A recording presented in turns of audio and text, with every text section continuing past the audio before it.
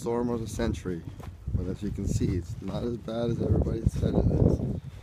It's definitely not 30 inches, that's for sure. It's after the morning after. Rusty, do you think it's a bad storm?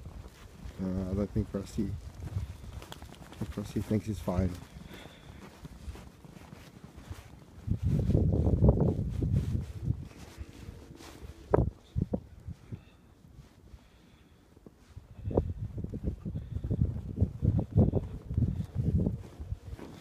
It's definitely